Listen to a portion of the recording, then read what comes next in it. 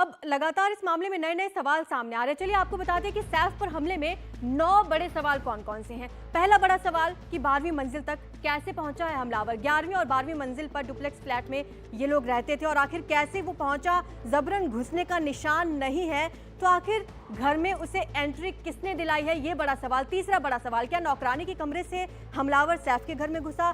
चाकू की तस्वीर और नैनी के बयान में अंतर क्यों देखा जा रहा है, ये भी बड़ा सवाल है। पांचवां बड़ा सवाल इस केस में ये है कि फायर एग्जिट वाली सीढ़ियों पर सुरक्षा क्यों नहीं थी, वहां पर सीसीटीवी कैमरा क्यों नहीं लगाए गए थे।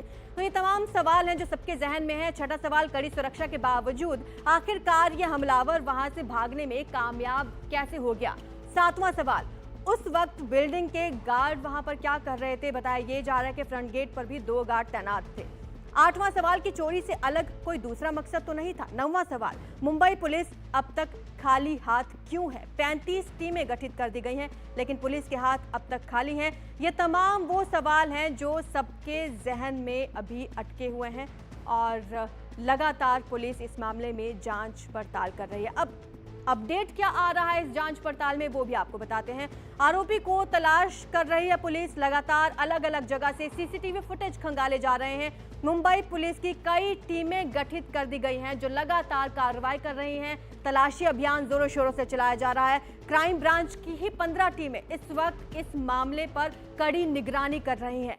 सीसीटीवी फुटेज की जांच की जा रही है। ना सिर्फ सैफ अली खान के घर के आसपास बल्कि बांद्रा रेलवे स्टेशन से लेकर तमाम जगह पर सीसीटीवी खंगाले जा रहे हैं। अब तक 4 सीसीटीवी फुटेज मिले हैं जिसमें अलग अलग कपड़ों में भी नजर आया है ये हमलावर।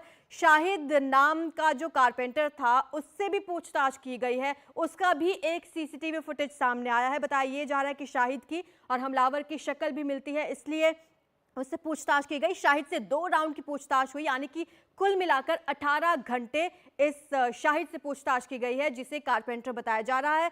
और साथ ही करीना कपूर का बयान अब दर्ज कर लिया गया है। करीना कपूर के बयान से भी जानकारी हासिल की है पुलिस ने। सभी हाउस हेल्प का बयान अब तक दर्ज किया जा चुका है। साथ ही जो भी संदिग्ध हैं उन्हें पूछताछ के लिए बुलाया जा रहा है। पड़ोसियों का बयान इस मामले में अब तक दर्ज हो चुका है, यानी कि जो स्टाफ है सैफ अली खान का उससे लेकर सैफ अली खान के पड़ोसी सबका बयान दर्ज हो चुका है।